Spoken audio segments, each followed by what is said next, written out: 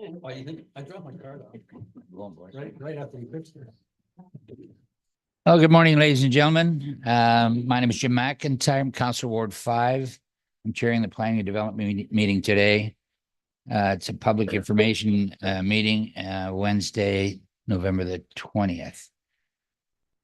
Today, there is one non-statutory public information meeting regarding a proposed development application in accordance with the Planning Act. I'm pleased to advise that this is being broadcast live on the Township's YouTube channel, where a recording of this meeting will be available. Notice of the meeting was sent by first-class mail to all property owners within 120 meters, 400 feet of the subject property. Signage was also posted on the subject property to provide information about the application. The purpose of the meeting is to introduce the applications and provide the public and the Planning and Development Committee with an opportunity to ask questions and make comments to be taken into account during the review of this applications.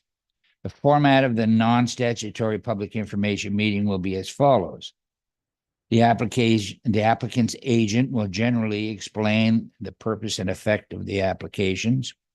Second, the township staff can provide further information and clarify any statements of the applicant and or their agent. Next, the public will be permitted to ask questions and express views on the proposal, and then public portion of the meeting will be closed. And lastly, members of the committee will be given the opportunity to ask questions for clarifications on the proposal and provide comments. At the conclusion of the meeting, the applicant, their agent, and if required, township staff will be given the opportunity to respond to the questions and comments received. No decision will be made today at the public information meeting on the proposed zoning bylaw and official plan amendment applications. Following this meeting, the information obtained, including questions and comments submitted by members of the public and committee, will assist the county, township, and applicants team to determine next steps and complete the peer reviews of the information submitted. Once the township and the county are satisfied with the information provided by the applicant and their consultants, a statutory public meeting will be scheduled. The township is the approval authority for the proposed zoning bylaw amendment. If in the future the county of Simcoe, who is the approval authority for the official plan amendment application, and or the township council make a decision on the applications by adopting recommendations from this committee, members of the public who have provided oral or written submission but disagree with the decision may be entitled to appeal the decision for the Ontario Land Tribunal under the Planning Act. Individuals attending the non-statutory public information meeting in person or by YouTube, Zoom, or telephone may email or call the Township Planning Department to submit contact information to receive notice of the decision on the application. I now call upon the applicant's agent, Celeste Phillips, from Celeste Phillips Planning, Inc., to please present the information provided within item C.1.3.1 of the agenda package and explain the purpose and effect of the application. Welcome, Celeste. Thank you, Councillor McIntyre. Good morning, members of Planning Development Committee, members of township staff, and members of the public. My name is Celeste Phillips. I'm a land use planning consultant, and I wanted to, at the outset, thank you for the opportunity to speak to you today. I'm here on behalf of the numbered company that owns the lands at 2956 Southorn Road in Coldwater. Also attending this morning are two of the principals of that firm, Mr. Brian Smith and Mr. Ron Sheardown, who are here to listen to comments from members of committee and from members of the public. So there are 3 applications that have been filed.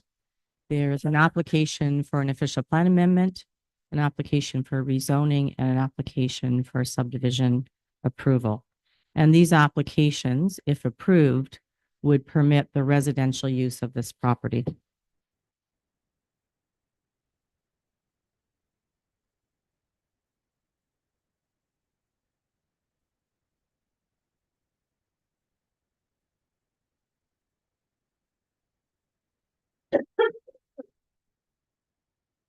So in terms of the context of this property, the property is identified in yellow on this slide. It consists of 25 acres.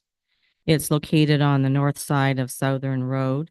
It's south of the Greenwood Landing subdivision that's currently under construction. It's located east of Coldwater Road and immediately east of the Novani property. And lands to the east of this this property are located outside the Coldwater settlement area. Sorry, Allison, this isn't. Yeah. Okay. So the next slide, this is an air photo of the property. It's a little bit out of date, but it is a closer view of the property. The property has been cleared of trees. There is now an earthen berm located along the west side of the property. So that's the left-hand side of the property. And a stormwater management pond has been built in the northwest part of the property. And the lands have been rough graded and seeded. Next slide, please. This is an extract from the County of Simcoe official plan. The County of Simcoe, being the upper tier, has land use designations as does the township. And the property is outlined in blue on this slide and is designated settlements. That's that gray tone that you see. As members of the committee will well know, the provincial, county, and municipal planning documents all encourage that settlement areas be the focus of growth in the province. And that's carried forward in the county documents and also carried forward in your township documents. So the next slide is a slide showing the surrounding residential uses. So in terms of the property that we're speaking about today, it's outlined in green right here. It's got the number 2956 on it. So everything in yellow on this slide is what we refer to, and this is a common terminology that the province uses, and everything in yellow is considered to be a sensitive use. So residential uses are considered to be sensitive land uses. So you can see that there's residential to the north in terms of the subdivision that's under construction. To the south, also a well-established residential community. And even to the east, there's a single detached dwelling located outside the settlement area. So those are all considered sensitive land uses in the province. If we go to the next slide, Allison, please. The new provincial planning statement came into effect a month ago, and it requires municipalities to assess their employment lands and to update them to ensure that the current employment designation is appropriate. So it's my opinion, and based on my experience, that this property is unsuitable for employment use. It is surrounded, as I mentioned, on three sides by residential uses, and any industrial use of this property could not meet the 300-meter setback from the existing residential. You see, I've put the dimensions on the property here. The property is about 318 meters across Southorn Road and 336 meters deep. So it's not possible for an industrial use to occupy this property and meet the 300-meter setback. However, residential use of this property is possible as long as potential impacts are mitigated. And this can be accomplished by way of the establishment of a berm. The berm that's there now will have a fence on top of it. And those are recommendations that arise from the noise study that was submitted as part of the application. So the new provincial planning statement does allow municipalities to remove lands from an employment category, and that is addressed in the planning justification report that I have submitted as part of the application package. The next slide is showing the Township of Severn official plan designation. The property is outlined in blue. The orange designation represents the settlement employment area designation. And as you can see, the lands to the north are in the beige color and to the south are in the beige color, representing the settlement living area or residential area. So I would say that as planners, we strive to ensure that all new development is compatible with existing development. And it's my position to you today that the use of these lands for industrial purposes is not compatible with the existing land use in the area. Many of the currently permitted uses on this property are not compatible at all with the existing surrounding residential area. And I'm going to reference a few of the currently permitted uses in a moment. So the next slide is simply a slide with a hatching area shown on the property. This is an extract from the draft official plan amendment that has been submitted, showing that my clients wish these lands to be redesignated from settlement employment to settlement living area. The next slide, I'll take a few minutes just to go through this. This is the slide showing what is proposed for the property. And this is a total of 80 residential units. So if we start on the west side of the property on the left-hand side, a little hard to see, but there is a green berm, an earthen berm shown next to the Novani property. I would note the Novani property is vacant. However, since it maintains an industrial or employment designation, we ensure that there's no adverse impact. So the earthen berm has been constructed there. Next to that, in the lightest yellow color, are 6 residential lots. These would allow a residential dwelling and would be of interest to tradespeople, such as plumbers, electricians, or independent contractors who wish to live on the property but have a little bit more room to have an accessory structure, perhaps for some of their building supply materials.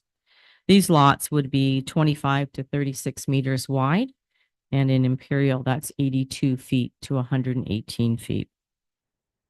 And then if we move down to the south side of the property, we're showing along Southorn Road a connection roadway here, as well as a 10-meter tree buffer area. And the darker yellow color represents 16 live-work units. These are owner-occupied houses, but they would allow small businesses such as an accountant or an architect. And as we all know, more and more people are working from home. And sometimes there is a business that may wish to have an owner-occupied house, but maybe has 1 or 2 employees.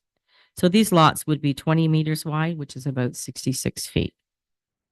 And then shown in the orange color are single detached lots. There are 46 of them shown, and these would have minimum lot frontages of 50 feet. And then to the north is a connecting road to Greenwood Landing subdivision. This beige brownish tone here represents 12 freehold townhouses. And that gets us to 80 units. And then in the blue in the northwest part, as I mentioned, is the stormwater management pond that has been constructed. So if we go to the next slide, this shows you what the existing zoning is. It's general industrial M2 zoning. You can see that there's residential zoning to the north and to the south, and rural zoning to the east. And some examples of what would be permitted on this property today are manufacturing and processing, a building supply outlet, a fuel storage supply yard, heavy industrial uses, a motor vehicle repair and a body shop, a salvage or wrecking yard, and a saw or planing mill. So these are just some examples of some of the uses that would be permitted today with the current zoning. And these types of uses, as I mentioned, I feel are not appropriate at this location. To go to the next slide, this is the schedule from the draft zoning bylaw amendment that has been submitted to the township. This shows the various zone categories that are being requested based on the description that I gave of the development plan. So the different tones on this drawing represent the different lot sizes, and also the stormwater management pond in that northwest corner that would be in a different zone, that would be in an open space zone. The next slide I don't need to dwell on. This is the signed copy of the draft plan of subdivision that has been submitted to the county of Simcoe for approval. And that road pattern and lotting follows what I have described to you in that earlier color plan. And the final slide, Councillor McIntyre, is a list of the supporting documentation that has been submitted to the township. There is a planning justification report. There are reports related to archaeology, environmental impact. There are 3 engineering reports, one related to stormwater management, one related to traffic, and one related to servicing. There is an employment and fiscal benefits economic report, a noise study, a geotechnical or soil study, air quality and land use compatibility study, as well as survey information for the property. So I would suggest to members of the public that these reports would be available for review by contacting the township's planning department. I would note that the employment and fiscal benefits study that has been completed concludes that these lands have poor visibility to ever be used for industrial purposes. The economist feels that the currently permitted uses would create land use compatibility issues with the surrounding residential homes, and that the use of this property for employment uses is not viable nor appropriate.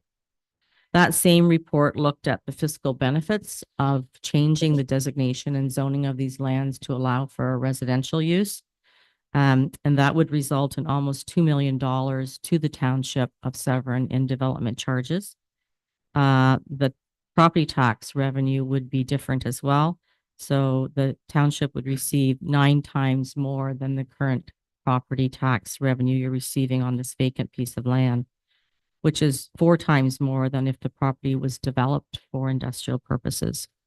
Another benefit, of course, is the addition of new residents to Coldwater, which always is good to support your downtown businesses in the community. In conclusion, it's my opinion that the 3 planning applications are consistent with the provincial planning statement. They conform to the County of Simcoe official plan, and they conform to the Township of Severn official plan.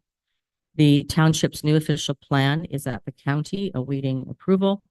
I would suggest to you, members of committee, that there's still an opportunity for you to contact the County of Simcoe and to have the designation changed to settlement living area before that document is approved. And Mr. Chairman, that concludes my presentation. I'm available to assist with questions, as are Mr. Sheardown and Mr. Smith, if you need some assistance. Thank you.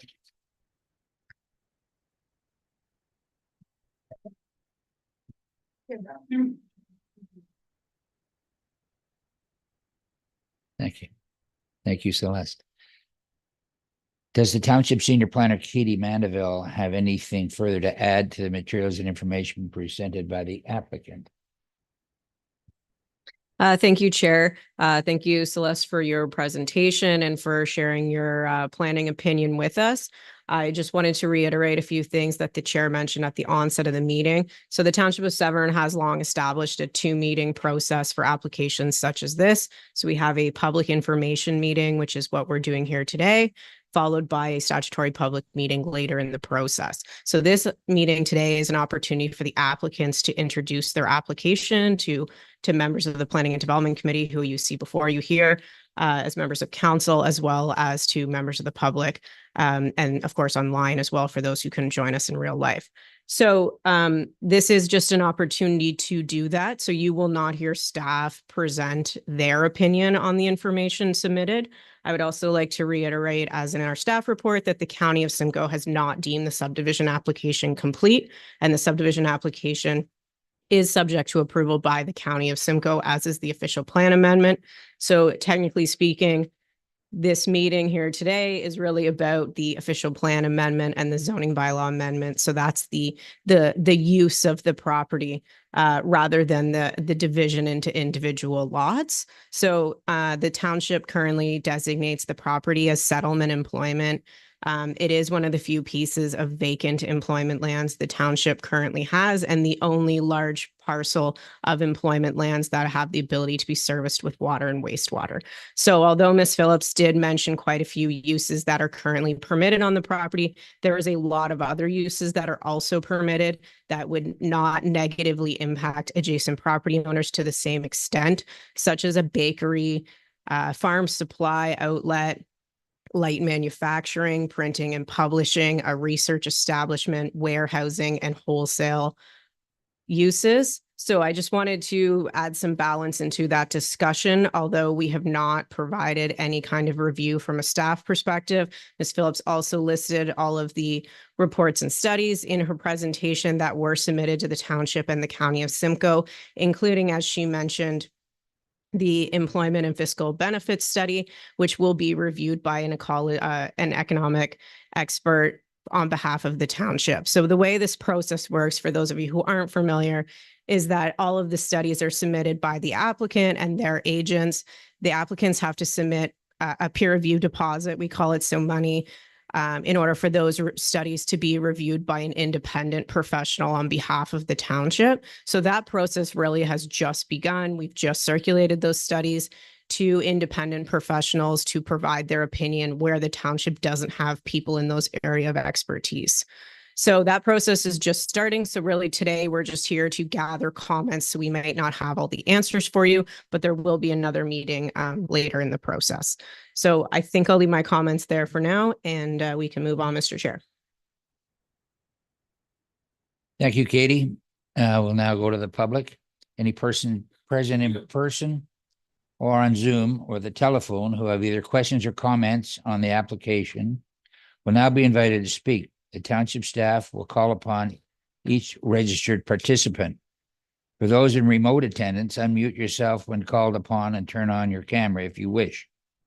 All will be required to give your full name and address for the minutes. Please note that your comments will be recorded and live streamed to the township's YouTube channel and will remain online. The township does not have the ability to edit the live stream to remove any personal information provided in the course of submitting comments or questions. I'll now ask Brad Oster, are there any members of the public registered to speak? Thank you, Chair. There has been no members of the public registered to speak at this meeting. Thank you, Brad. If there are members of the public who did not get called and would like to speak, please unmute yourself now. For those in person, please approach the microphone and give your name and address for the minutes. Yes, sir. Come forward. State your name, please.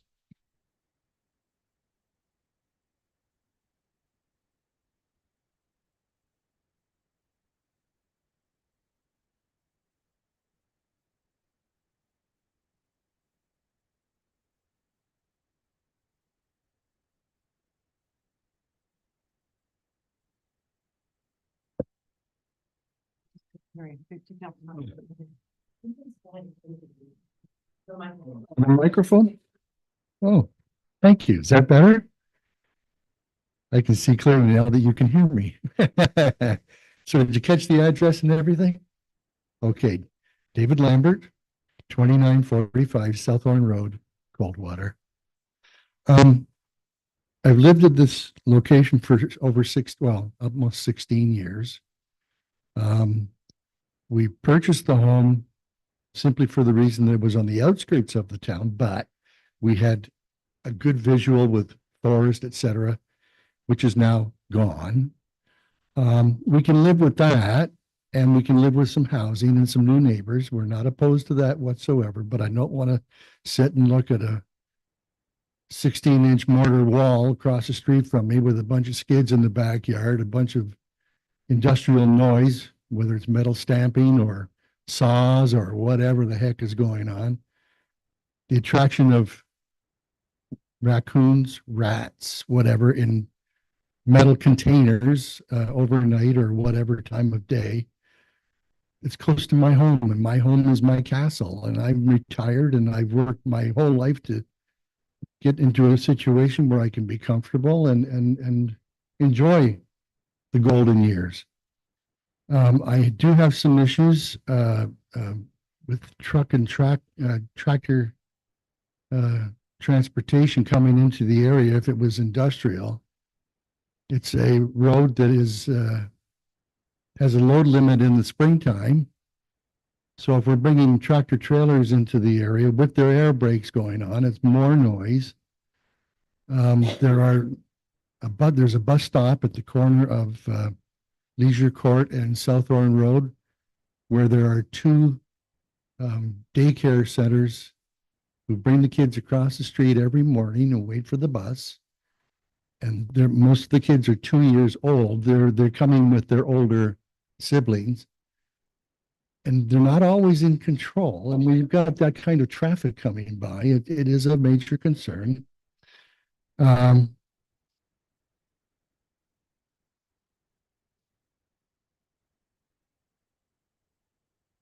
The noise situation that comes from perhaps metal stamping or, like I said, saws from lumber mills, which was suggested, really is a factor for us. And of course, the one thing that we really have to, learn our lesson from, hurt me once, shame on you, hurt me twice, shame on me. The contamination that was caused by the sink factory. You have no control over that with other industrial situations, and we're all on wells. And I don't want my well or my neighbor's wells to be contaminated by industrial buildings or operations. And the most important factor for me is the devaluation of my home and my neighbor's homes. Who's going to buy a house that's across the street from a 16-inch wall, a 16-inch block wall? I mean, I could take the mayor's home and put a bunch of outhouses across the street, and I don't think he'd be very happy about that. There's no difference between that and looking at a bunch of skids in the back of an industrial building. So, just for the general purpose of us having an opportunity to maintain our homes and to keep good visual, and yet still welcome new people. We're not opposed to that. It's just it's aesthetics, and that's what's important to me. I just thought I would make my comments known. Thank you. Thank you, Mr. Lambert. Anyone further? Yes, please step up, give your name, address. My name is Bruce Manise, and I live at 2915 Southorn Road. And we have been living with that construction or destruction, I should say, since they started. And it's never ending, 5 to 6 days a week, and sometimes 7 days a week. The current company that's doing that construction has very little care, if you will, of the current residences on the streets. They even dynamited some rocks the other day that were sitting there and rocked our entire house. Our windows were rattling, the pictures on the walls were rattling. No warning, they just do it. We are retired, and so are pretty much every neighbor around me. So we're home all day. And the noise has just been phenomenal. It's just like a noise complaint. But if it's like that now, I can't imagine what they're going to do when they start actually constructing across the street. There seems to be no restrictions on their hours or the movements of the vehicles. We're woken at 6 o'clock every morning, approximately, sometimes 10 after 6. We actually get to sleep in 10 minutes as the guys are coming into work, driving their big vehicles down our road and waking up everybody.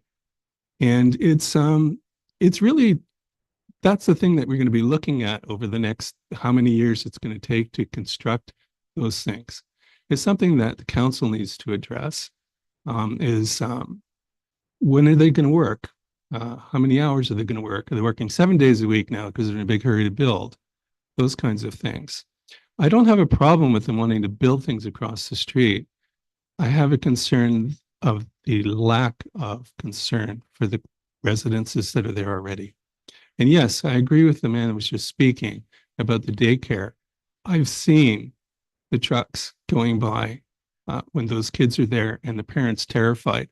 They've moved from one side of the street to the other side now that they've got a little blocked off there because they can't necessarily control little kids all the time. They see this big truck coming down and they go, "Oh, look at that, Daddy!"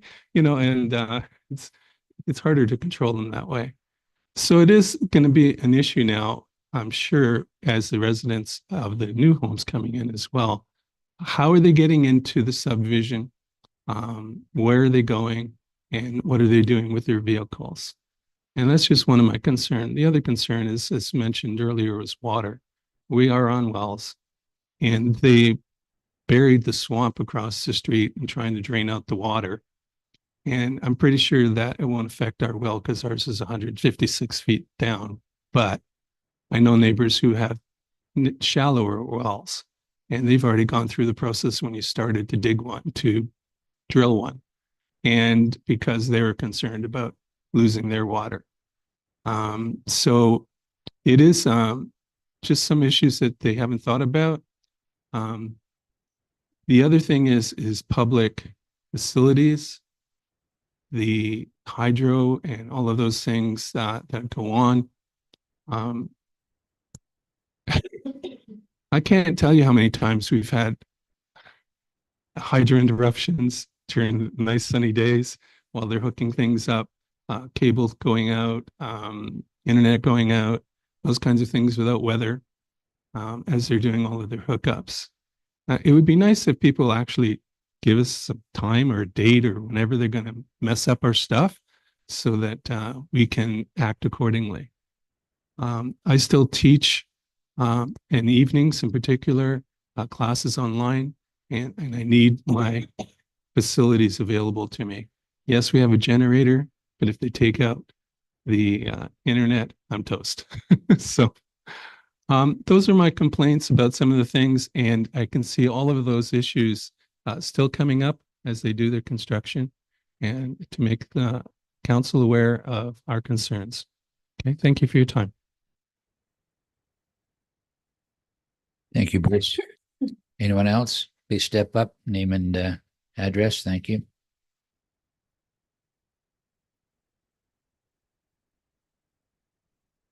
Good morning. My name is Brad Bethune. I'm at 2898 Southorn Road.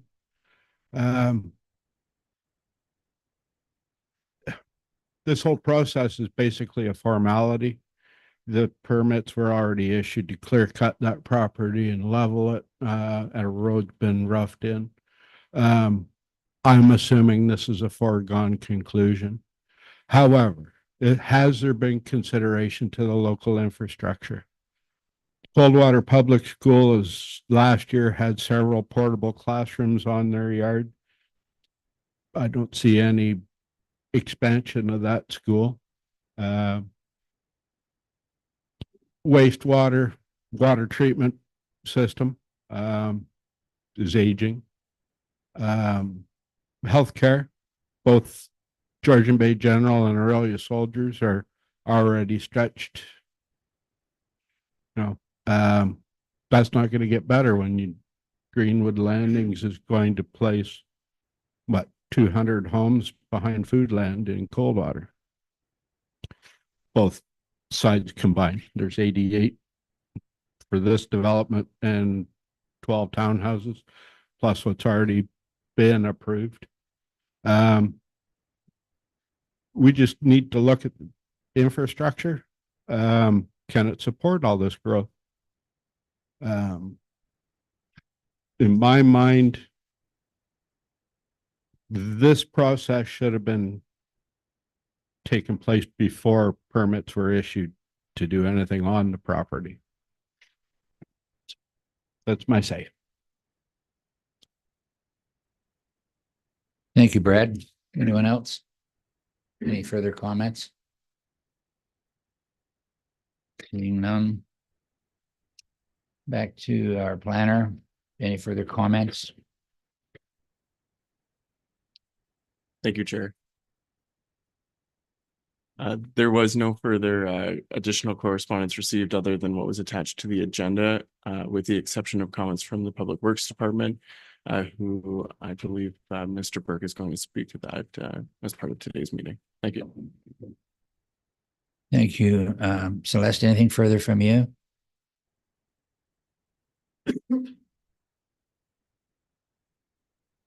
Oh, you're way back there. Mr. Burke, please.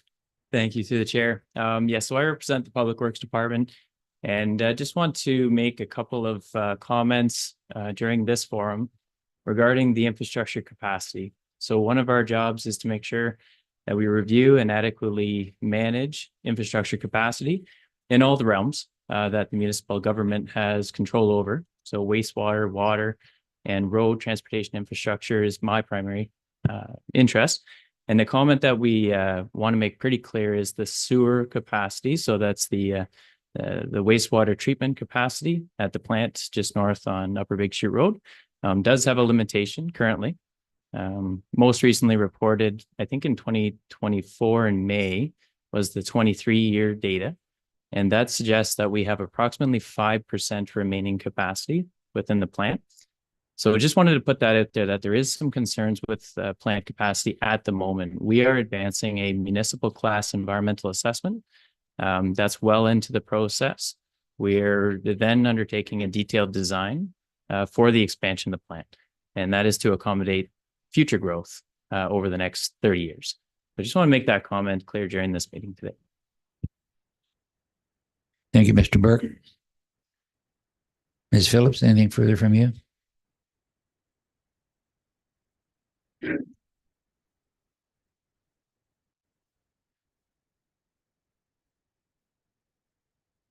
We'll now ask the committee if they have any questions regarding this presentation. Ms. Cox. I want to, excuse me, I want to thank everybody for coming today. The land use was already existing. So thus the developer did have the right to do things. We can't stop that. The province has said, thou shalt develop and thou shalt do this. And if we did stop it, we would end up at LPAT, which is like the OMB, and we would be paying lawyers. The comments that were made today are very true and very relevant, and you have expressed a lot of my concerns that I've had. I understand that, and my other concern is the zoning of M2, because as soon as I heard before this, the salvage area could be there and all the other loud noise things, which we already have with Nilvani. And I believe that this request is very good because it's not appropriate. And obviously with the new provincial planning policy, they've realized this with the 300 meters sensitive of land use to noise and other issues, that this is not the appropriate place for employment land. Maybe 10, 15 years ago when it was designated, it might have been, but it is not, in my opinion, the appropriate place to have that type of industrial commercial land. The talk about the fact of the noise and the trucks is actually very true. We do need to have people walk on that road. It's a very common road to walk. It's called the Big Block, and people go around it all the time. If the developer does what he's doing now, it can be safe. People can still do walk around, but you'll be able to go through a subdivision and have a nice walk and come out on the road, and it will be safer, so you don't have to go down Coldwater Road. I guess what I'm trying to say is I believe that what they've planned is a very good plan compared to what could happen now. If we have already right across from Nilvani, many of you know, the gentleman had Wright's Plumbing there. So he had his garage and everything. He didn't bother anybody. We don't know what's going to happen with Novani. We all know, I mean, it might as well be public knowledge, it's contaminated. So I'm not sure what will ever happen with it. It has to be, maintained and always the wells have to be checked. So I don't have a problem with what they're saying. I understand that's my side that sees that. My other side is my council side. And I see that we do need employment lands possibly in Coldwater area, but there are better places. You don't want, in my opinion, you don't want that in a residential area. There are places, I mean, Coldwater is butts onto Highway 12 and Highway 400. Those are the areas where I think would be more appropriate. I understand they're not serviced right now, but we also are at capacity. So a lot of things can't be serviced right now. And this could be something for the future. The other one is that I have talked to people at the county and I've talked to other builders and I've talked to other municipalities.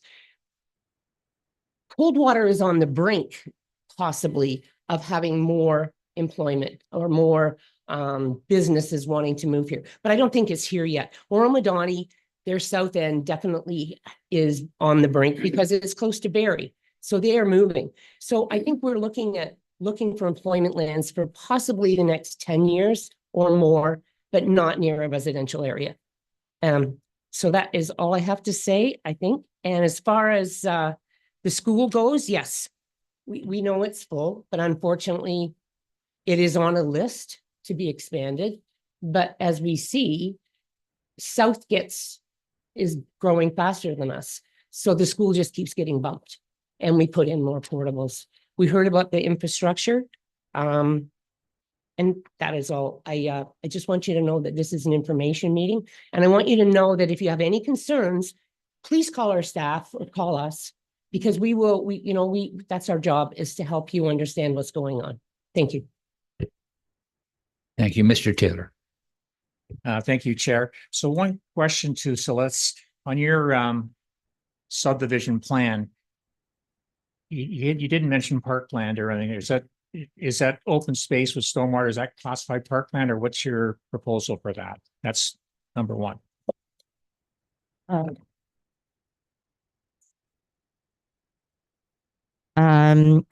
No, typically stormwater management ponds are not accepted by the municipality as parkland.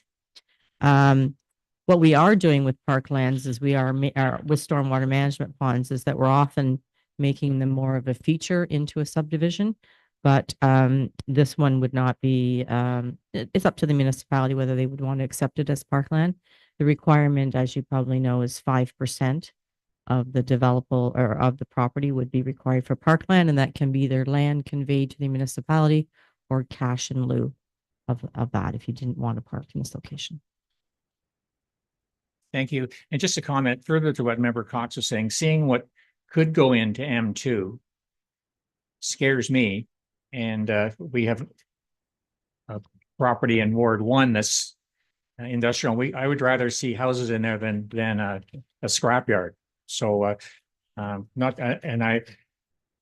realize the province has made some changes recently, and hopefully I'd much rather see it go from settlement employment to settlement living. That's just my opinion. Thank you.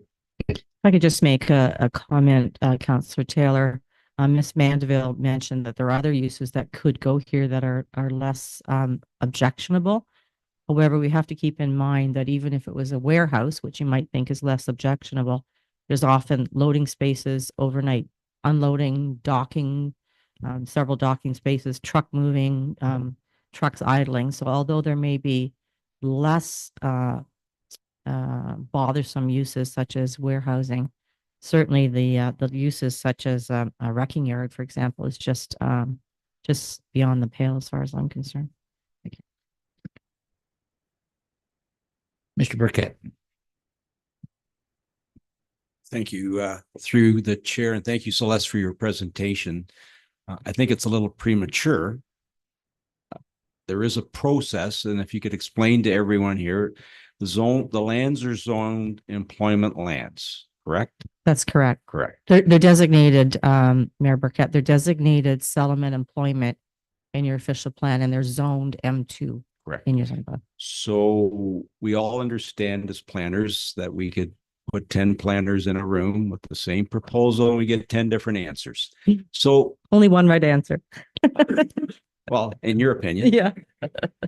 So just for the benefit of the people that are in the audience, you know as well as I do, our official plan has not been approved by the county.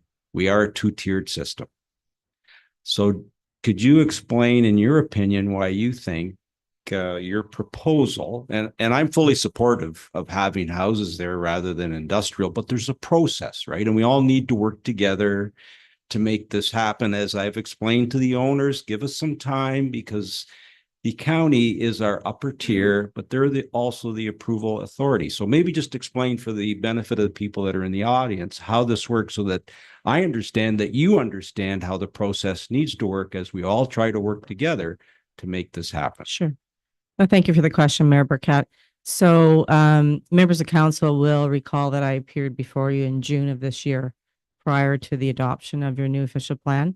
And my request on behalf of my clients at that time is that you change the designation of these lands as part of your official plan process. Council wasn't comfortable with doing that.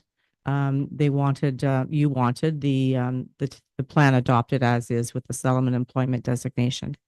So that's fine. So that document has gone to the county for approval. Anybody can make an application on their lands at any time.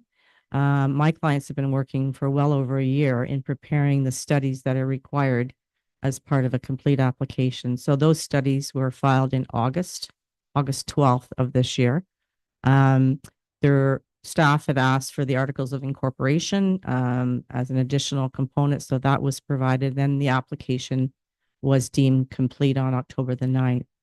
I understand that staff are now just starting to line up the peer reviewers for this application. In the interim time, I have met with my clients with the County of Simcoe. The County of Simcoe Planning Director agrees that these lands will not be used for employment purposes because of the 300-meter distance separation. The suggestion that was made to us is that it could be that when the county does move forward to approve your official plan, there may be a non-decision put on these lands. In his opinion, it can't be employment, and the best use of these lands will come out as part of this process. So today is an information meeting, which is the first step in your process. The next step would be the statutory public meeting, and then a decision by council. And then it is the county that has the approval of authority for the subdivision and for the official plan amendment. And it's the township that has the approval for the rezoning. Supplementary, if I may, and there was mention of wastewater, and I'll look to Mr. Burke for just clarity, because he did say 5%. Even if this council was to okay changing the zoning of the lands, and it's premature to do that, because I also have spoken to Mr. Nathan down at the county. He's willing to work, but he needs to work with our staff. We all need to work together, because the provincial policy, I think the PPS states that we need to have X number of employment lands within our municipality, and we're in a deficiency, correct? I think you understand that? Yeah, the deficiency was identified in 2022 as part of Official Plan Amendment 7 going down to the province. Since that document has gone to the province and it remains unapproved, we've had a number of provincial initiatives to get housing to market. There's been the Cut Red Tape Act, there's Build More Houses Faster, there's a new provincial planning statement that quite clearly indicates that the province direction right now is to get housing built. So we do have to balance your need for employment land, but in my discussions with the county, there certainly is agreement that this isn't the right location for employment, and perhaps your community, your settlement area may need to expand to incorporate other lands that could be used for employment uses. Yes, and there's a lot at stake before we even move forward to this. But having said that, the capacity that we have at the Coldwater sewer plant will not accommodate the growth that you have today. And I'm just looking to Mr. Burke. How many years down the road do you see us finishing and having capacity to accommodate the growth that we foresee in the foreseeable future? Yeah, through the chair, I think so the answer to that question is difficult, a bit of a crystal ball. There's some process to go through. One, namely, is obtaining the revision to our our effluent targets from the Ministry of Environment. Then detailed design and construction. I do truly believe that this is a difficult answer to provide. Multiple years, right? Multiple years of construction, a full year of design. We're looking at, 4 to 5 years away, realistically. Thank you. Supplementary to the chair for me. So that's what I'm saying. I know that there's time for us, as I've said to both Ryan and Ron, I've said that give us time. I'm not against, and I think the residents would rather have residential surrounding them versus industrial in a scrapyard, but as member Taylor said, absolutely not. I know what that brings. So for the benefit, and I think there was one other thing that a resident had, she thought that we did something behind their backs by allowing the developers to clear cut the brush that was there. And absolutely not. It was held in a public meeting and we did. Maybe just speak to that, how that works, so that doesn't come from me and it comes from you. Okay. What actually happened, please? So Mayor Burkett, first on the infrastructure piece, Hatham Engineering has submitted those 3 engineering reports that I referenced. My reading of those reports, I am not an engineer, is that there will be capacity for these lands. And so often what we do in planning is we process subdivisions and we process rezonings, but we put the H suffix on the end of the zoning. And the H suffix is a hold zone, so that the lands, the principle of development has been approved for those lands, but they are in a hold until there is sufficient capacity available for those lots to be developed on. So I think there is right now a little difference of opinion between Tatham Engineering and your Public Works Director, and I think they'll sort that out through the process about whether there will be available servicing shorter than the 5-year timeframe. And your second question with respect to tree cutting, I wasn't involved in that, only peripherally, and I understand that the appropriate permit was secured from the County of Simcoe. If I may, through the chair, and I don't want to get into an argument with you, but I'm going to believe my Director of Public Sure. Works. The Tatham study that you referred to was back in 2021, not present day. We're using someone else. So that can be taken out of the equation. And the fact that you're still going on offends me, because my Director of Public Works, that's his job. And he's telling me we do not have capacity, and we don't. And the gentleman that spoke, yeah, all these things have to fall in behind. I think his name, Mr. Bethune, I think. All these things have to fall into place before development can happen. And I hope that you understand that. I do. But the point I was trying to make, and I'm sorry that I offended you, but the point I was trying to make is that the fact that you don't have capacity today, or you only have 5% capacity, doesn't mean that you stop processing applications. Absolutely, but Okay. it's not going to happen. Like, it's going to be a 3 to 5. And as I've stated to both owners, we want to work with the county. The county's on board, but they want to work with our staff. We all need to work together to make this happen. Right. And we have to keep our residents in the loop as to what's happening. And I think moving forward, and we always have, everything's been upfront and public. And as I look in the audience, they're here because they have concerns because of the fear of the unknown. But I think today, hopefully they understand a little better what's going to happen or may not happen. Right. And I think, the first step is to change the official plan designation from settlement employment to settlement, settlement employment to settlement living. That would be step 1, and then to proceed with the subdivision and rezoning. And that's all a process. I agree. Supplementary, if I may, Ms. Phillips, you know that we're a 2-tiered system, as I said, without the county's approval. And as I've said, until that OP is approved at the county, and I'm been assured that it should happen in January. There's no meetings in December. Then we can sit down, and you're more than able to make that application. But until we have the county on board to rezone those lands from employment to residential, because we're in a deficiency, and I know that you understand that. So until that actually happens, you're more than welcome to make an application. But me sitting here in this chair right now to make a decision without the county's approval, I cannot, without my staff's approval, because we all need to work together. I understand.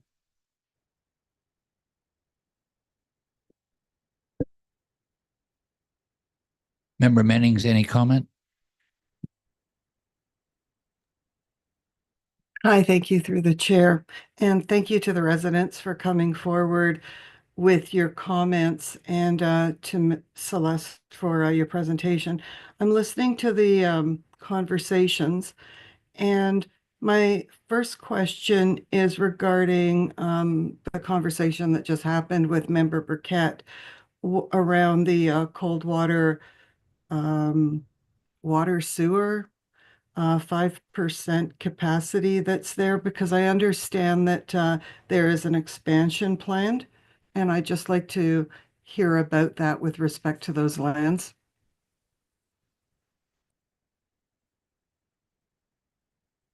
Mr. Burke. Yes, through the chair.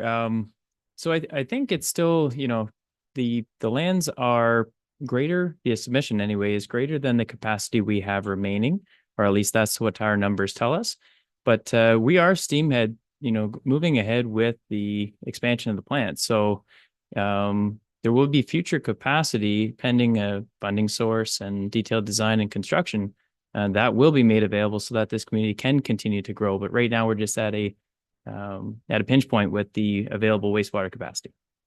Thank you. So in my mind, in reading the reports and listening, it seems that the Coldwater plant expansion and any future use of this parcel of land are aligned. And neither of them are available today, whether it's water or whether it's going ahead with any type of building, but they're both aligned, and I think that they're both moving fairly at the same parallel tracks. So that's just one thing. Thank you for that. My second question is around in the presentation, it's the mixed use of that residential development.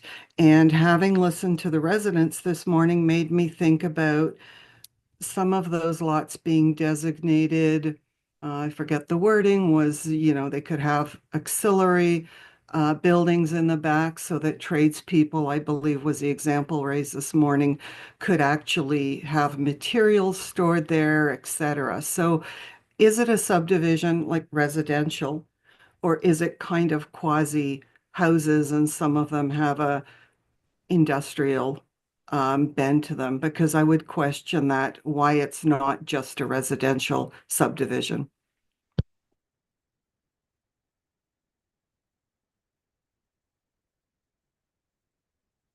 Mr. Chair, I could answer that. Go ahead, Celeste. Councillor Minnings, can you hear me? No, the subdivision is not a quasi-industrial. It is, the proposal is for 80 dwellings. The lots that I mentioned earlier were what we were referring to as the service residential lots, and they would all have houses on them. It's just that the lots are a little bit wider to allow for perhaps a building at the back to store supplies. There would be no outdoor storage. This would be a subdivision with all residential units.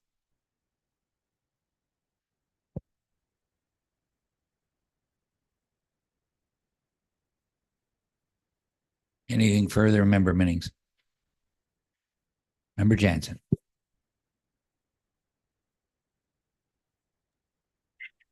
Thank you, and thank you, Ms. Phillips, for coming today. Some of the questions I had were answered by the questioning through Mr. Burkett.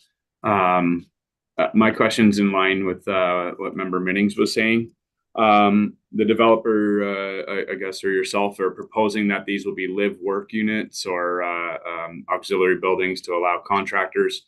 I'm just wondering, when it comes to the actual building of homes, if that does end up coming to fruition here, does the developer have a say in who's purchasing these homes or how they're built, to ensure that there's offices space in them, or I guess maybe frontage so that people could have enough parking to have people visit their homes and their home businesses?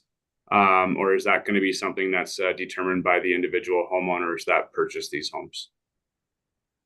Through the chair, in response, at the pre-consultation meeting that we had with staff, we had suggested site-specific zoning that would have particular standards associated with these service residential lots and the live-work units.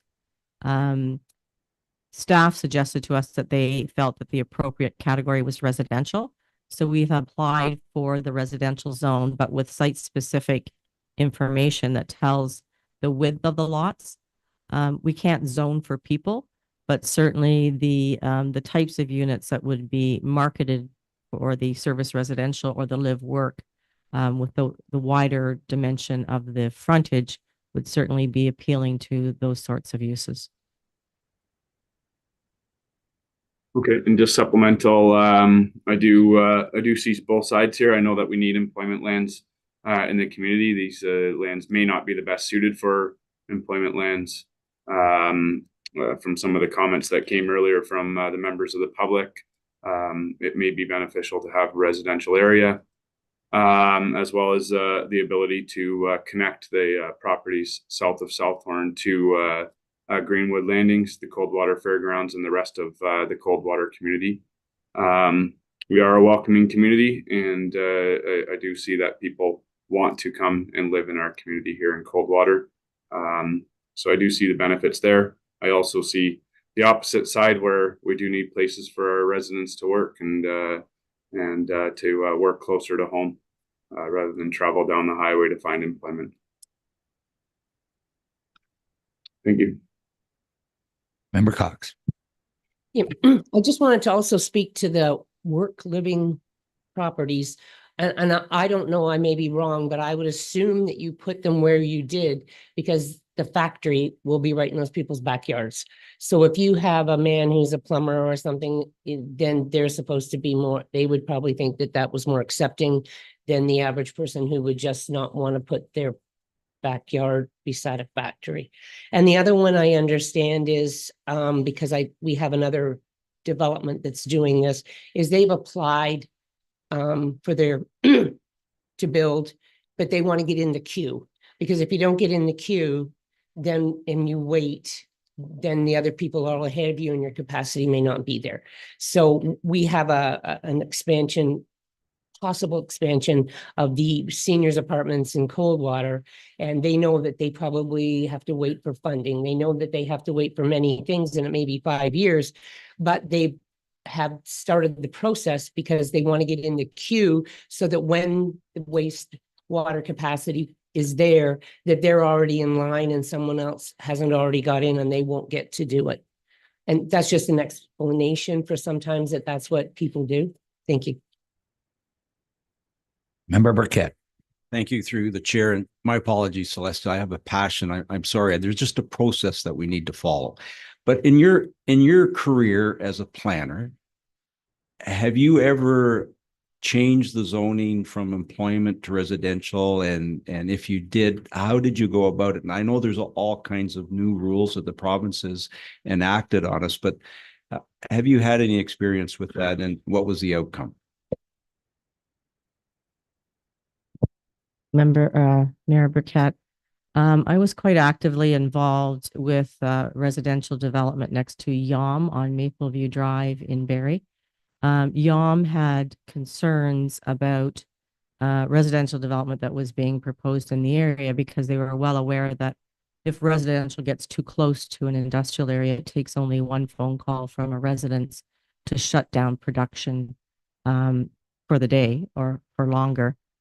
So what we've typically done in planning is we've provided berms, as I've mentioned is here, noise report, air quality report, and often acoustic fences as well to protect that employment area.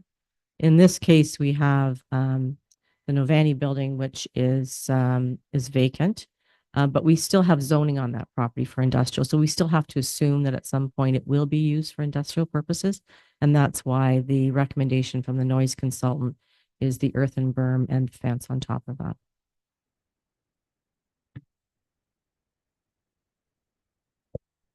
Anything further from the committee at all? Member Cox. Yeah, I just wanted to clarify a point that Ms. Mandeville made. This is just information. So we're not making any decisions today. This is just a time for everybody to collect information and find out what's going on. And as I said, if you have any concerns, always feel free to phone any of our staff in planning on Public Works. They're always available and you know, and will clearly help you understand it. Because it's a hard thing to understand. It's hard sometimes with things come forward to us to understand. So I just want you to be made aware of it, or you can call anybody here and we can try to help you out and guide you to the right person. Thank you.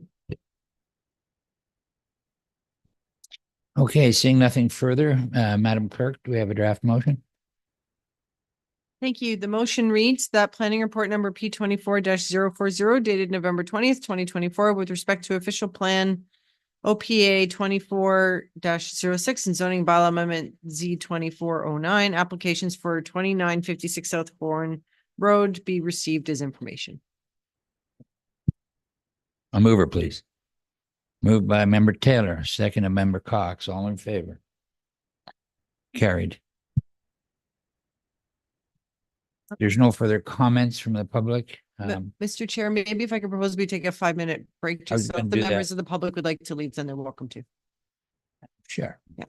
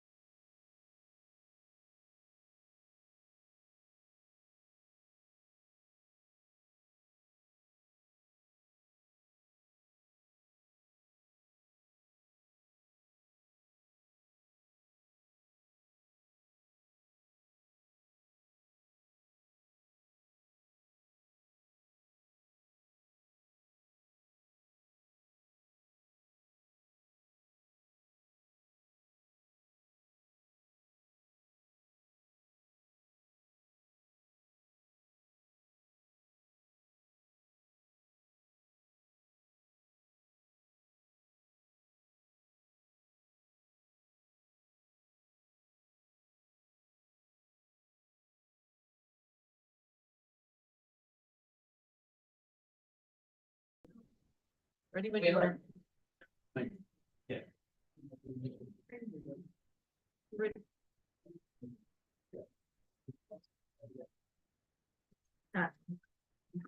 Okay, we're back. Want me to wait, Madam CEO? Okay.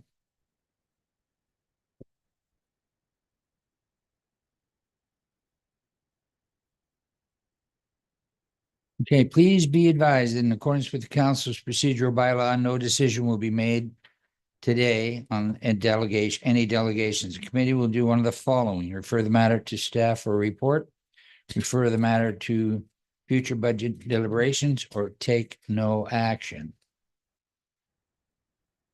We now have Melissa Carruthers, Manager, Source Water Protection, SSEA, overview of the Drinking Water Source Protection Program and the SSEA as Source Protection Authority. Welcome, Ms. Carruthers. Thank you, Mr. Chair. Good morning, everyone. Thank you to the members of the committee, staff for allowing me to come. As the chair has mentioned, I think I know most of you, but I'm Melissa Carruthers, Manager of Source Water Protection with the Southorn Sound Environmental Association. Here with me today is Kirsten McLeod. She is a Source Water Protection intern at the SSEA as well. Next slide, please. So today it's an information session. This is just to give you some information on what is the Drinking Water Source Protection Program, give you an update from a risk management official perspective, as well as a Source Protection Authority perspective. Next slide, please. So starting very simply, I think you all know all this, but just to say it, source water is water from lakes, streams, rivers, underground aquifers, used to supply public and private wells. It can come from one of two sources, groundwater and surface water. However, when we're talking about the Drinking Water Source Protection Program, it's only the protection of municipal drinking water from overuse and contamination. So that's a key distinction. Next slide, please. The program gets its power from the Ontario Clean Water Act, so obviously provincial legislation. It's the first step in Ontario's multi-barrier approach to protecting the municipal drinking water sources. The other four barriers deal with more the distribution of the water, and that's handled under a different act, the Safe Drinking Water Act. Next slide, please. So it's provincial legislation, but it's rolled out locally. There's 19 source protection regions in the province. And we are a part of the South Georgian Bay Lake Simcoe Source Protection Region. So this region, we're over 10,000 square kilometers in size. There's 52 municipalities, and we've got the greatest number of municipal systems across the province, with approximately 1/3 impacting the township of Severn. There's about 10 systems that impact you, so a fairly large number there. Within the region, we also have source protection areas and or authorities. So these we operate on watershed basis, hence why there's 4 watersheds. But that's dealt with through 3 source protection authorities. So in this region, that is the Lake Simcoe region, Nottawasaga Valley Conservation Authorities, as well as the Severn Sound Environmental Association. So as the SSEA, we are one of 2 non-conservation authorities to act in this capacity. Next slide, please. So getting even finer, so provincial legislation rolled out locally and only applies within what are called vulnerable areas. So there's 2 main vulnerable areas as part of this program. One is called a wellhead protection area, or a WAPA, for groundwater. The other is called an intake protection zone, or an IPZ, for surface water. So for IPZ, those are calculated. The IPZ 1, it's a 1 kilometer radius around the intake, or 120 meters once it hits the shore. And for groundwater systems, those are mapped based on time of travel from the groundwater. So the furthest out is about 25 years. So we don't go forever. And then another key thing to note is, like I said, this program only applies within these 2 areas. So you can see the map on your screen. Geographically, for the township of Severn, not a huge impact. However, it is mostly within your settlement areas. And then another thing to note, just I guess following on a comment made during this morning, you also have what's called an issue contributing area for the Coldwater wellhead protection area. So based on past contamination in the raw drinking water, extra protections are put in place in that wellhead protection area. Next slide, please.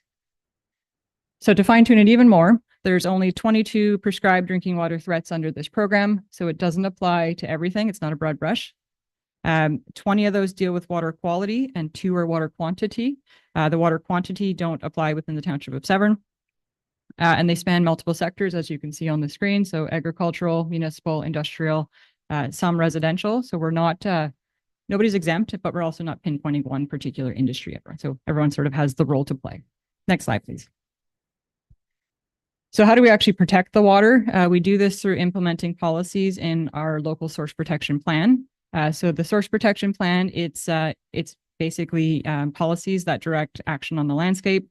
The overarching goal is manage any existing threats on the landscape and prohibit anything future. There is also the science behind the program. So we don't just, willy-nilly say we're going to put some projects, policies here or there. So those are laid out in what are called the assessment reports. There is an assessment report for every watershed. So for Township of Severn, your system span 2 of them. These lay out the mapping, all the science, what threats apply, and so much more. They're a couple inches thick. So if you'd like to deal with those, you're more than welcome.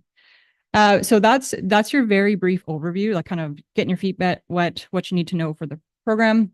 But under this program, Severn Sound Environmental Association, we fulfill 2 completely separate roles under the program. So the first one is a risk management official. This is actually a municipal responsibility. However, as per Township Bylaw 2018-54, which was adopted by Council in August of 2018, I act in that capacity on your behalf. So what I do for you in that capacity is negotiating risk management plans or implementing prohibitions. Risk management plans are legal documents between myself and the technical term is the person engaged in the activity, but usually generally landowners, local businesses, what have you, to basically lay out what their actions are and that they'll have no negative impact to the municipal systems. To ensure no new threats are put onto the landscape, a large portion of my job is reviewing development applications to making sure they're in alignment with the Clean Water Act and Source Protection Plan. So obviously working very closely with your planning staff to make sure that happens. There's an annual reporting deadline, as most, ministry or provincial legislations. So February 1st, there is annual reporting. So I do that as your risk management official. And then again, answering inquiries from members of the public and or municipal staff.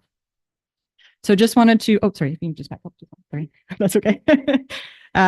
So the large amount of work up until now has been looking on the landscape to see, is there any threats, negotiating those risk management plans and reviewing development applications. So we did have a July 1st, 2024 deadline to complete all existing risk management plans. Through that process, that ended with, you have 5 within your township right now. That's great. So moving forward, so I wanted to kind of make a point that although those risk management plans have been signed, we don't stall the program. So those are going to still need to be inspected. We'll obviously continue to review the development applications, and there is changes coming from the province to different circumstances around the threats. So there's potential for more risk management plans being required. So just putting that out there that, we're staying the course, but we're not done. Next slide, please. So the next hat that SSEA wears under this program is as a source protection authority. So we've been designated that under Ontario Regulation 28407. We act in this capacity as per various regulations under that Clean Water Act and Ontario Regulation 20518 under the Safe Drinking Water Act. So currently this work has been funded through the province. This is more the higher level policy piece. So it's making sure the science behind the program is is where it should be. If there's any changes to municipal systems, we are leading that process under the source water side of things. So working heavily with your public works staff, doing education outreach. We also lead some of the annual reporting because I can't answer all the questions as your RMO. And then just making sure your staff have the tools they need to fulfill their obligations. Next slide, please. So that's your very, very brief overview. But to summarize, so source water program, it's provincial legislation. The goal is to protect municipal drinking water from overuse and contamination. It's rolled out locally, only applies within vulnerable areas, only to the 22 threats. SSEA acts as a source protection authority, so that higher level policy piece as per various regulations, and as the risk management official, so your boots on the ground person, as per municipal bylaws and agreements. And with that, I'll open up to questions. Member Cox. Through the chair. Melissa, are there any grave concerns? Because I don't know that I want to read your 3 inches of paper. 'Cause I probably wouldn't understand it. Also, I just wondered if you have any areas of concern or if you've talked to our staff about them or. For sure. Thank you through you, Mr. Chair, to Member Cox. I wouldn't say any grave concerns, because as I mentioned, part of the process was dealing very heavily with your local residents across the township to see what are they doing on the landscape? Does this program apply? For those that did need risk management plans, those are signed and in place. I will mention that there is one outstanding, but that is only for a business that is no longer in operation. And they just haven't been able to get into the building to make sure that everything's been removed. So on the landscape, no, I wouldn't say there's any grave concerns. Maybe to add to that for you, the threats that are mostly applying within the township of Severn right now are a couple of heavy, it's called DNAPLs, but basically they're chemicals, some fuel, and then there's application of pesticides. So nothing, I wouldn't say anything grave, no. Thank you very much. Member Taylor. I'd like to thank you for your presentation, Melissa, and to thank you for all your work as risk management official for the township.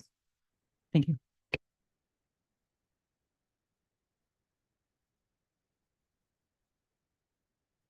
Member Brennan. Yes, thank you. Through the chair, to Melissa, the pesticides things you noted, what is the nature of that concern? Thank you through Chair to Member Brennan. So the pesticides, there is some agricultural lands within the Coldwater wellhead protection area. So that is one of the 22 threats. So they do require risk management plans on those properties.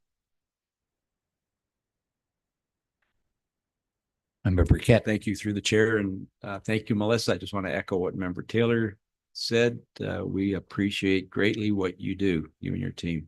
So just don't mention the property that I think it's the same one that I'm thinking. Okay, so when that piece of property goes to sell, it's documented and goes with the piece of property, correct? So the new owner is aware of what is in the ground. Is that how it would work? So thank you through the chair to Member Burkett. Unfortunately, no. So that is one of the gaps within the Clean Water Act. Because we negotiate with the person engaged in the activity, it doesn't go on title. So there's been quite a few discussions on that's a major gap and what do we do? So it's on myself and I will give a plug to your staff.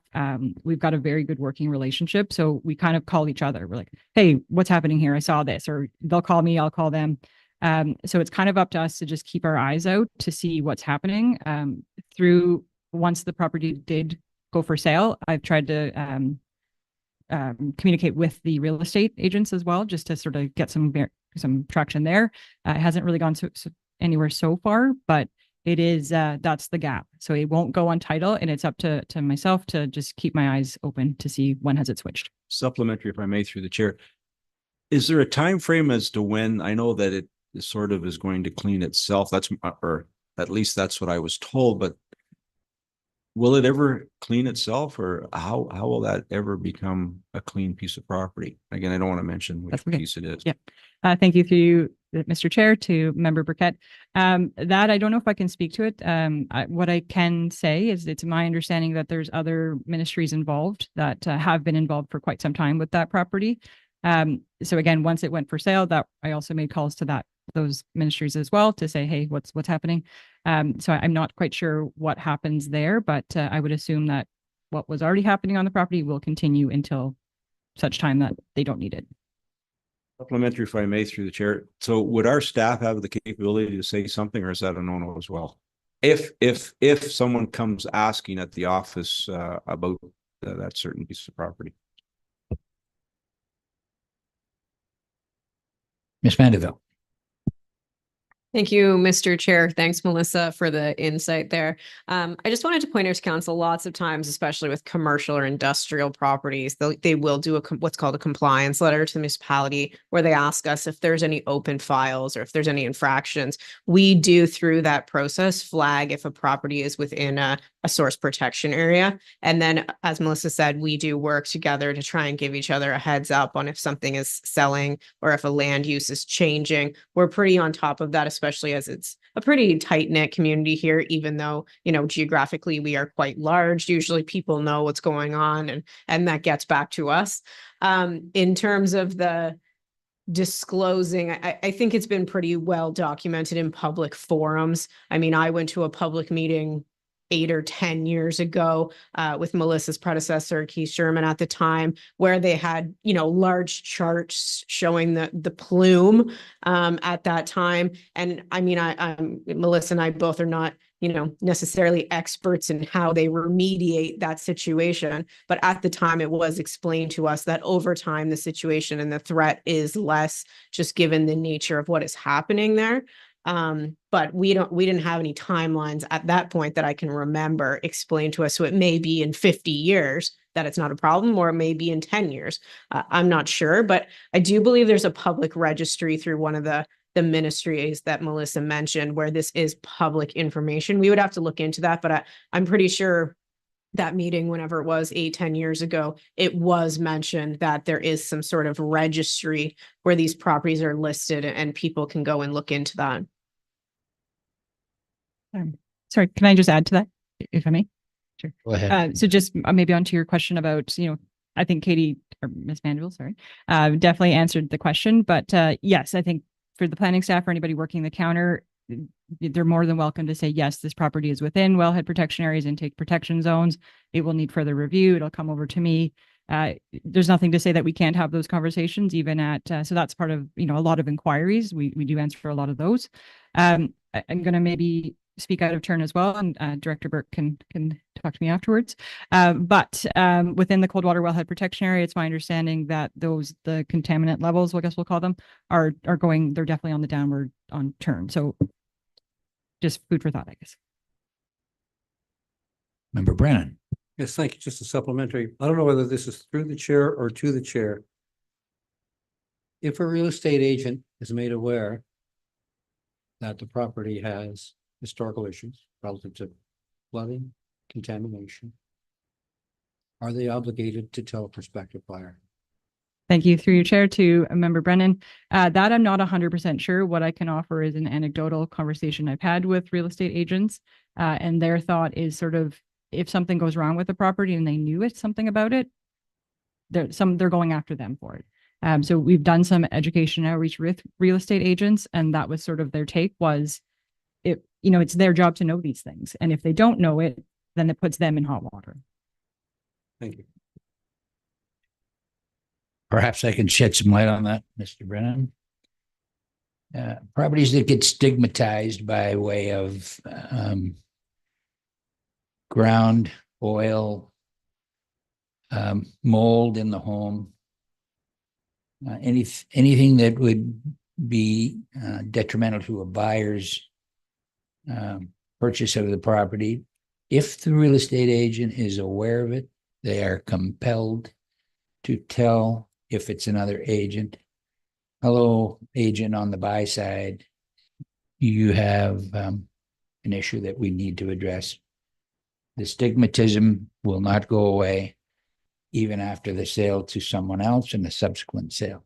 So a purchaser or buyer needs to be aware of that. And if the agent on the listing side is aware, they have to divulge that information. Just if that means anything to you.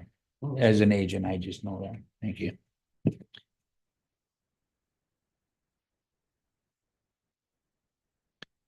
Seeing nothing further, thank you, Melissa, for your presentation. Very informative. Keeping us safe. Thank you. Thank you. Yeah.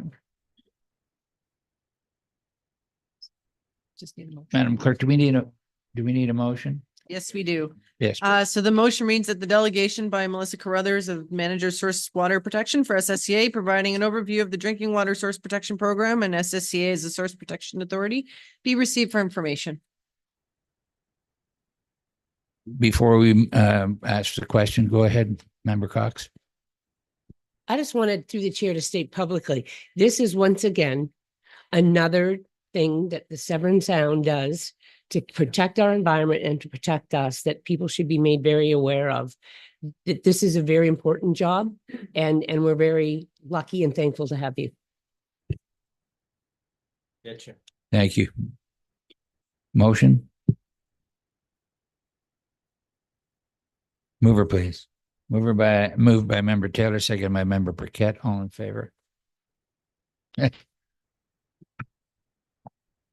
Promo, good job. We now move on to the consent agenda. Does anyone wish to pull anything from the agenda? Member Taylor. E2.1. E21, thank you.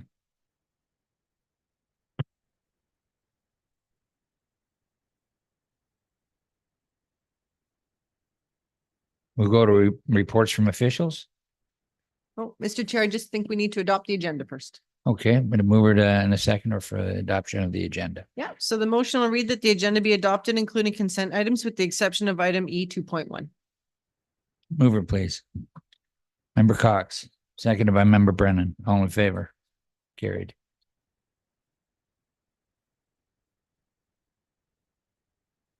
E1, reports from officials.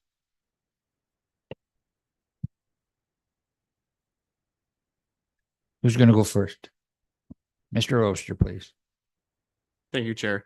I think the report generally speaks for itself, but to briefly summarize, the steaming bylaw is required to fulfill conditions imposed by the Committee of Adjustment for a consent application, which was to facilitate a lot addition and ensure that no new lot is created. A portion of lot 69 is to be severed and added to lot 70 to provide for better access to lot 70 from the Wood Avenue road allowance. As lot 70 is a whole lot on a plan of subdivision, it will not merge with those severed lands to form one lot. And that's why the steaming bylaw is necessary to allow for that merger. Thank you. Any discussion? Seeing none, we have a motion, please.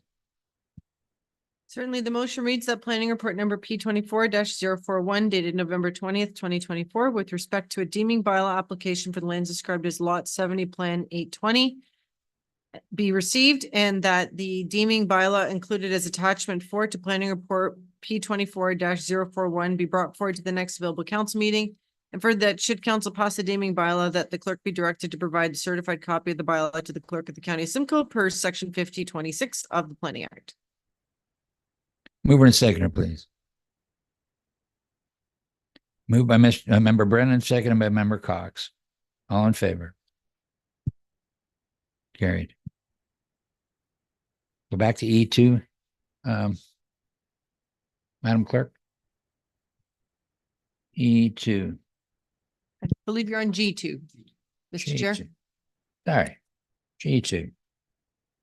Planning report P24-039 road naming of the 3879 Town Line subdivision. The Town Line subdivision. Any discussion?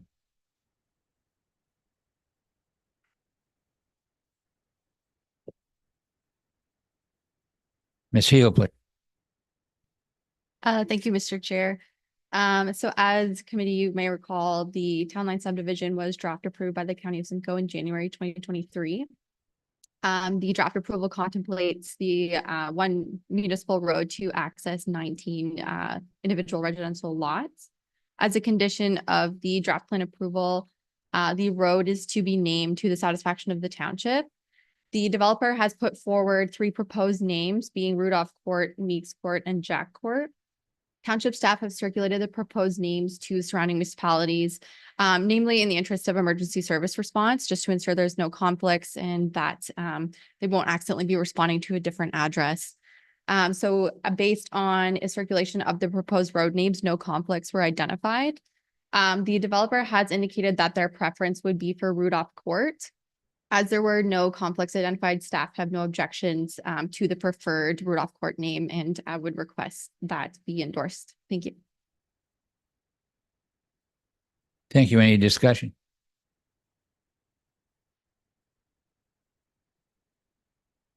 Do we have a motion, Madam Clerk?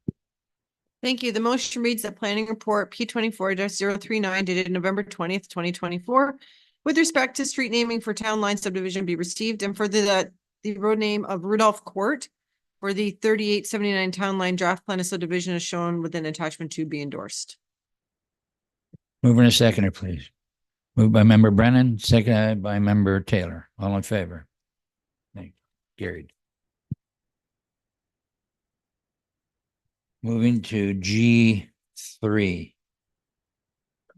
Recreation report number R 24-0018 3312 Russell Drive, a park dedication, R 24-018. I believe that'd be, go ahead, Madam. Thank you. Just a procedural note on this one is that before council can get into the discussion on this, council has to pass a motion to reconsider it. Because council has already given direction on this matter within the last year. So before council can do that, we just need a motion to reconsider. Are you going to read a motion? Yes, so the motion is that the matter of the proposed development of a passive park at 3312 Russell Drive be reconsidered. Mover, please. Member Cox. And seconded by Member Taylor. All in favor? Carried. Now do we go to G3?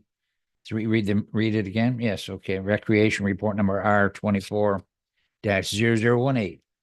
3312 Russell Drive Park dedication. Any discussion with Mr. Belfry, please?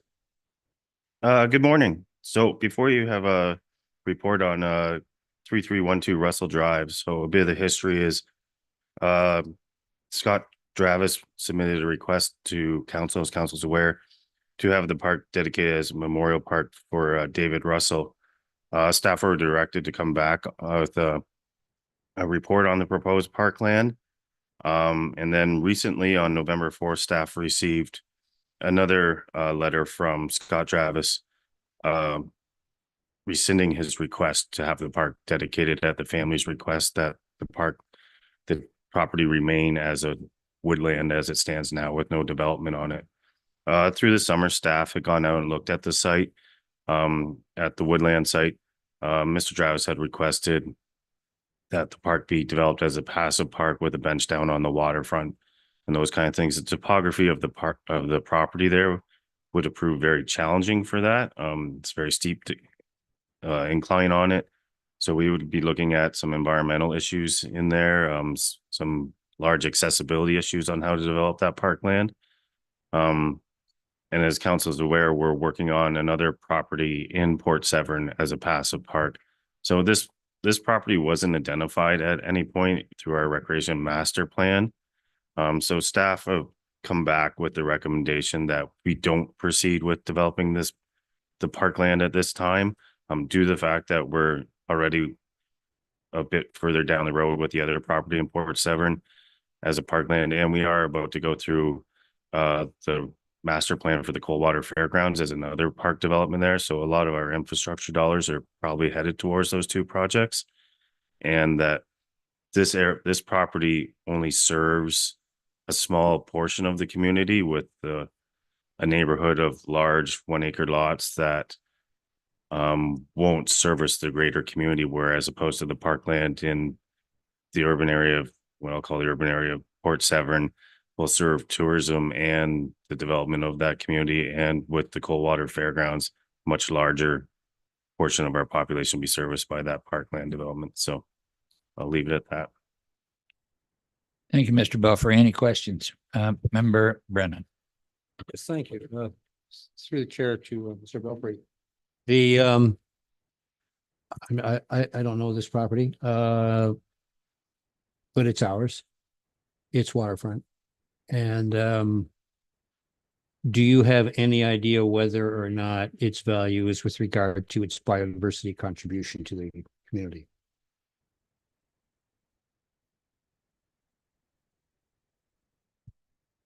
To the member, I was not being an environmentalist myself. I would say it is possible. Like, we would have to do an environmental assessment of that property. There is the waterfront. I didn't do a quick survey of what kind of trees are in there, but whether there's some black ash or not, I don't know, or any endangered species. There are rock outcrops in there, like a large rock outcrop that we would have to look at moving forward. So that would be a consideration moving forward with developing anything in there. So it's safe to say that down the line, there'll be some evaluation for a decision on behalf of the residents of Severn Township? To the member, at this point, it all depends on what council's direction is. If we're not going to proceed with developing the property in there, we wouldn't move forward with any kind of assessment or anything at this time. No, I'm not worried about its development. I'm more concerned about use. What's the current use allowed? Can I put a campsite up there if I want to tomorrow? I just like, how is it the property posted? What happens there? To date, there is no postings on the property. It's just. So you can camp there. There's no law to stop you. It's open space. No. I would have to check with our bylaw department, but I'm pretty sure there's a bylaw that you can't. No, it's just this, for me, there's a lot of, this is our property, so we need to administer it in some logical way. That doesn't mean develop it. It does mean care and control. So I'm just wondering how that goes. Anyway, that's my question. Ms. Mandeville. Thank you, Mr. Chair. I would just like to clarify on behalf of the planning department that to residents or non-residents of Severn cannot camp on township-owned property. That is not permitted in our zoning bylaw. If we as a municipality wanted to develop some kind of campground as a public use, that may be something different, but generally speaking, that would not be permitted. Thank you, Member Cox.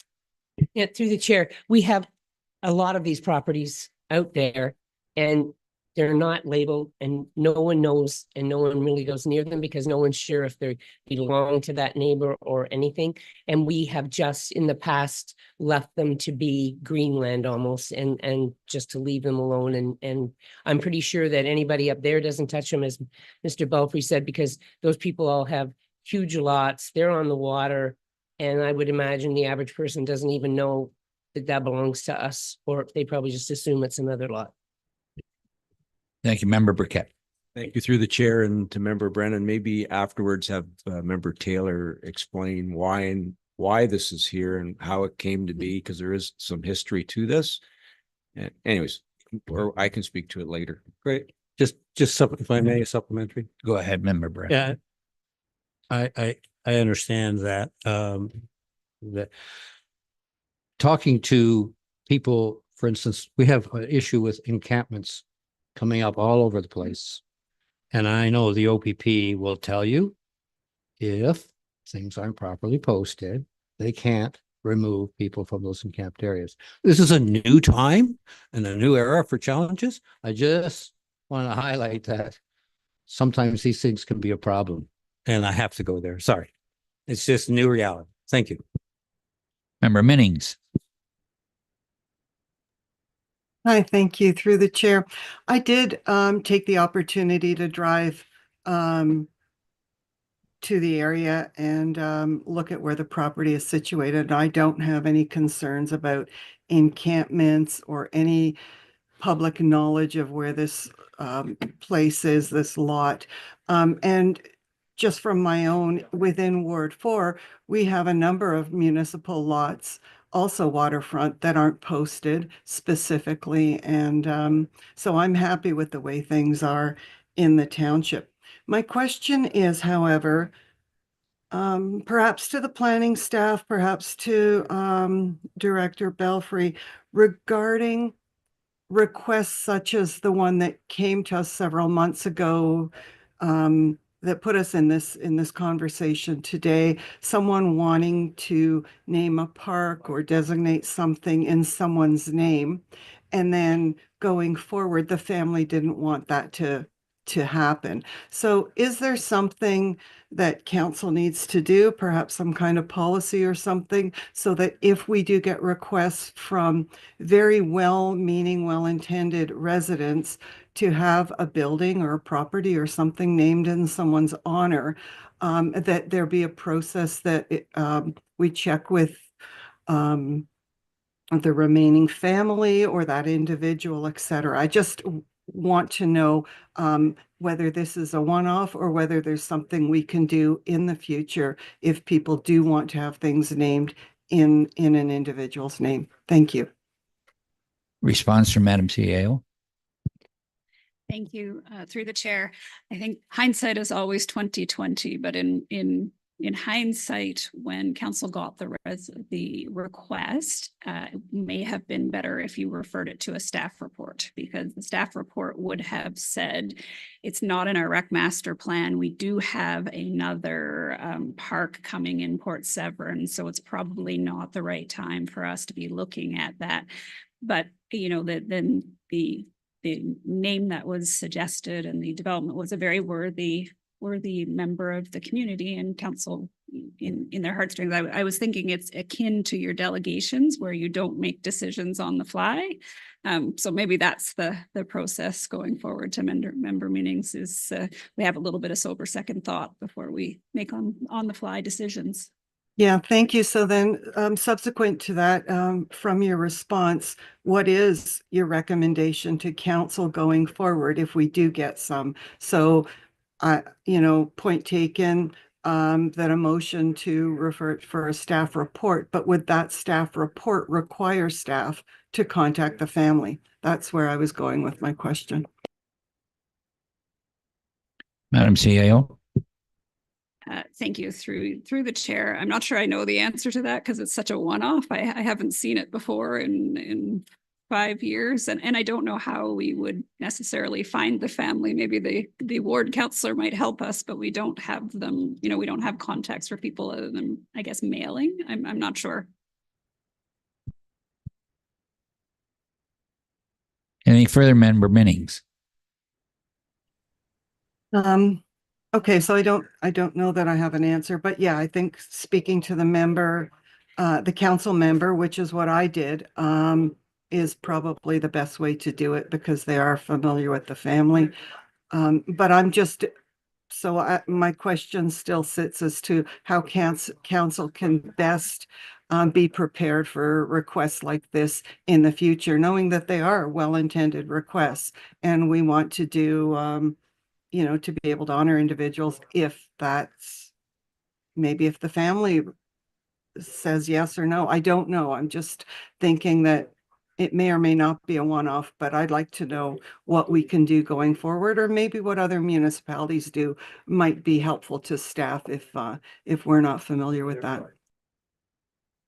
Madam Clerk, you'd like to add to that? Thank you through to the discussion here. So what we can do is add a line to the motion that I'll be bringing forward to you that just says upon receipt of a similar request in the future that the request be referred for a staff report. Because then whenever that report comes in, we can review it comparable to what's going on at the time. So because it could be years till we receive another request of similar nature. Any further, Miss Minnings? Motion, Madam Clerk? Certainly. So the motion reads that Recreation Report number R24-018 dated November 20th, 2024, regarding the potential development of a passive park at 3312 Russell Drive be received for information, and further that council directs staff not to proceed with the development of a passive park at 3312 Russell Drive, and further that upon receipt of any similar requests in the future that the request be referred for a staff report. Mover, please. Moved by Member Taylor, second by Member Cox. All in favor? Carried. Thank you. We'll now go back up to E2. E2? Yes. E2.1, Canadian Rail Equipment Works and Services Incorporated Cruise. Request for tree clearing permit. Cruise request for tree clearing permit. Any discussion? Member Taylor. Yeah, through the chair to staff. I'm not 100% clear on what they're asking for. When I Googled or searched the address, it's a huge property, lots of zoning on it. So what are they asking for, and what's staff's response going to be to their request? That's my question, because I thought if it's a large tree clearing permit, it's a county function, and what is township's response to this request? Katie, please. Thank you, Mr. Chair, through to Member Taylor. So Essentially, you are correct. The county of Simcoe deals with the tree cutting on large properties over 1 hectare in size, or forestry tracts that are over 1 hectare in size. So this property would fall into that, and we have cautioned them that they cannot do any tree removal without the benefit of a county permit. The county of Simcoe's forestry bylaw gives the authority for the local municipality to issue an exemption to their bylaw. So this is what Cruz was seeking, was an exemption from this council. We have done them in the past on properties where their development applications have not proceeded. So we've allowed people to do early tree cutting. For example, the public meeting we had this morning, we allowed them to do early tree cutting. Some other subdivisions lately, we've allowed that, because once a development application or a planning act application is approved, then the county tree cutting bylaw no longer applies to that property. But similarly, this council could give authority to waive the county tree cutting bylaw, and that's what they're asking here.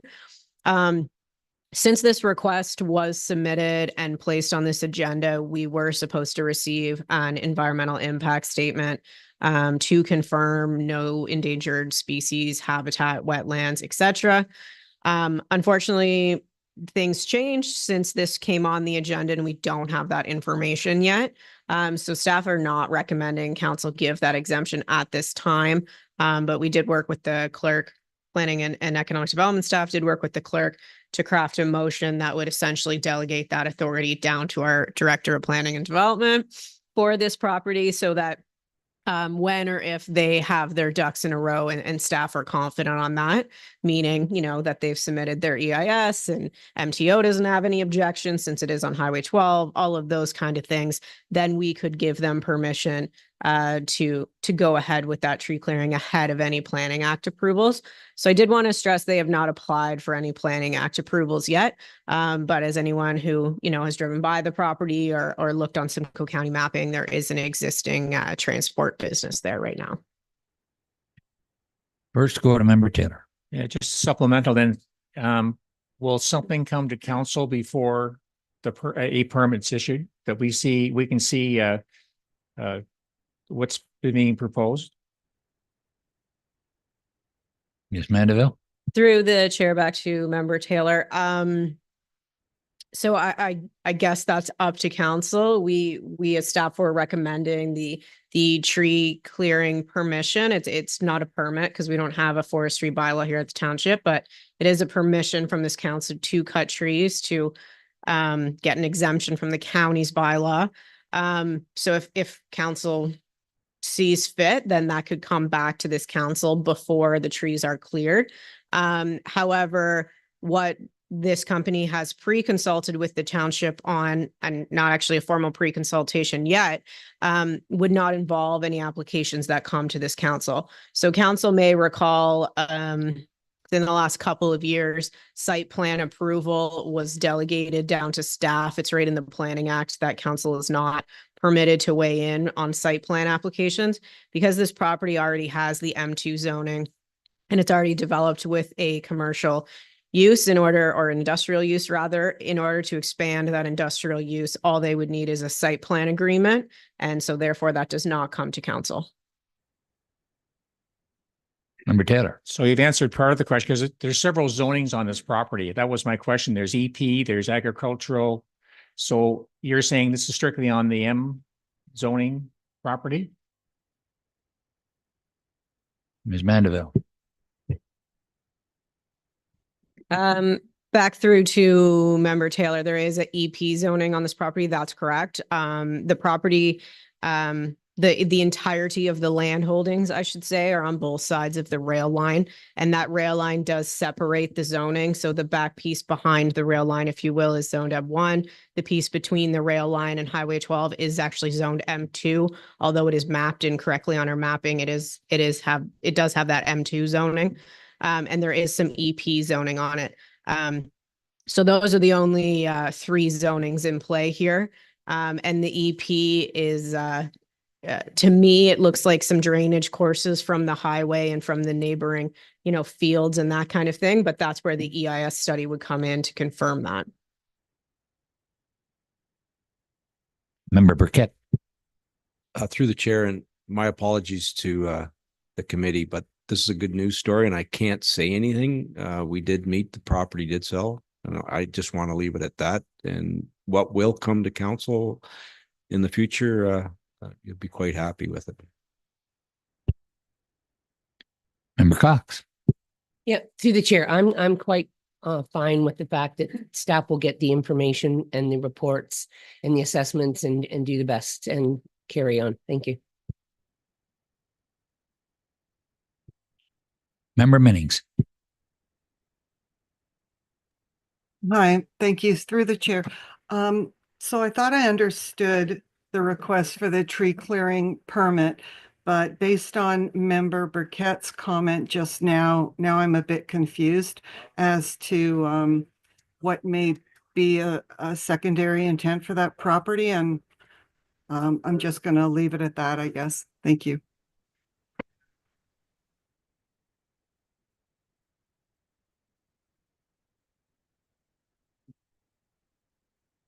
Ms. Mandeville. Through to Member Minning's comment there, and Becky's here as well, our economic development officer, so she might want to expand a little more. We've had some extensive conversations with the folks who own this property. Certain members of council have also spoken to the owners of this property. So I don't think it's a secret that they have desire to expand this transport business that's currently on the property. In order to do that, like I mentioned, they need a site plan agreement. As part of the site plan agreement, and for everyone's knowledge, in order to establish a new industrial use or expand an industrial use, given the context of earlier today, you need a site plan agreement. They have to demonstrate how they're going to mitigate against environmental issues, neighboring property owners, all of those kind of things. One would not just pop up and cause a disturbance in theory. So basically what they were asking for here is that they would start the tree removal process to run concurrently with their archaeological study, which is a requirement for Planning Act applications. It's one of the studies that's very often submitted. Like, for example, the applications we saw this morning, they would have done an archaeological before they did site alteration. So in order to do some of the studies, you need to put in machinery. Council's seen that on other sites, to do test wells, to do test pits, all of this kind of thing. It requires bringing large machinery, sometimes on site. That requires tree removal. So they were kind of trying to figure out how they could go ahead and start the tree removal ahead of getting, their site plan agreement, which again is something we've seen here in the past. So it is unfortunate that, some members of council have had some discussions. I know the ward councillor has been involved in this, as well as the mayor and deputy mayor. But yeah, I don't think there's anything not above board happening here. If that, helps alleviate your concerns at all. Member Minnings.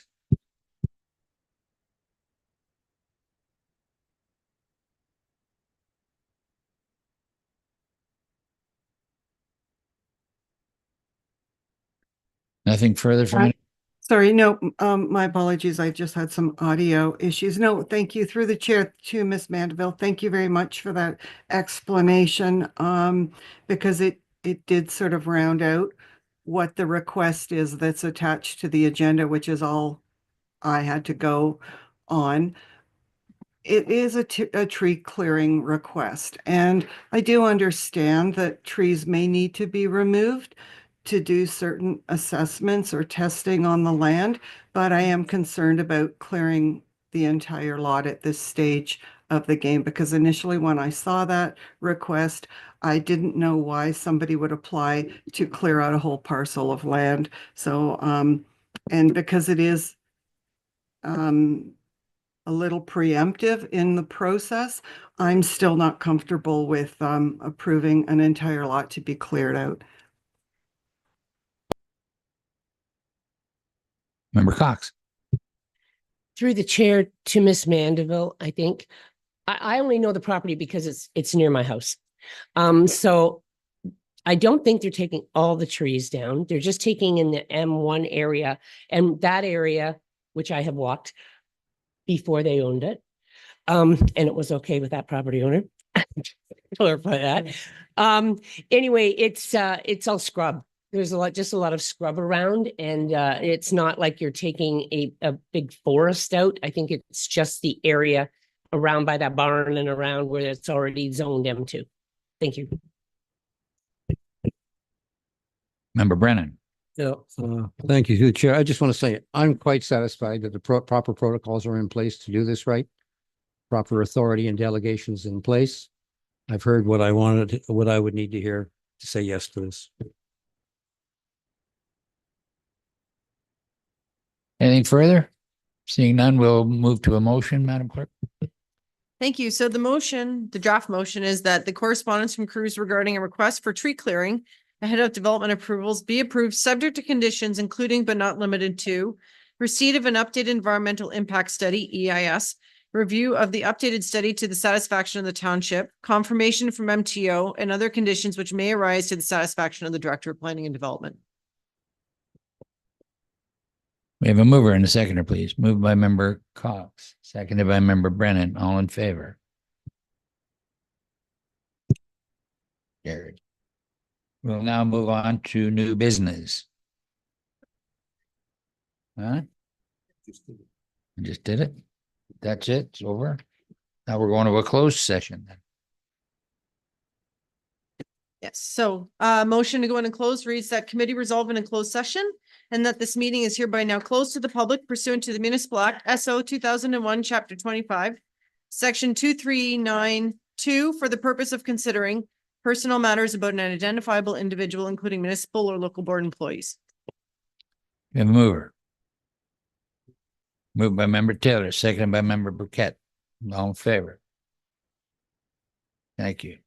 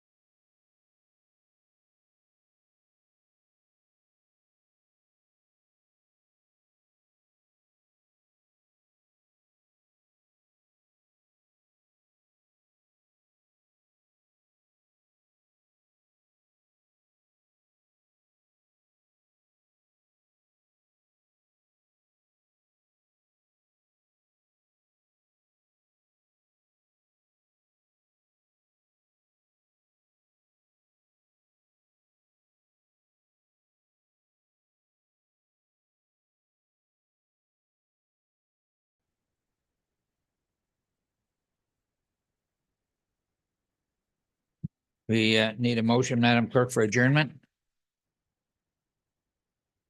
Motion first to come out of close. So the motion is that the closed session adjourn at 11:14 a.m. and that the meeting is hereby now reopened to the public. Moved by Member Taylor, seconded by Member Brennan. All in favor? Carried. Motion to adjourn. Motion to adjourn by, Just- we have a request for conversation. Yeah, just that this is Mr. McIntyre's Yeah. last planning meeting, so thank you very much.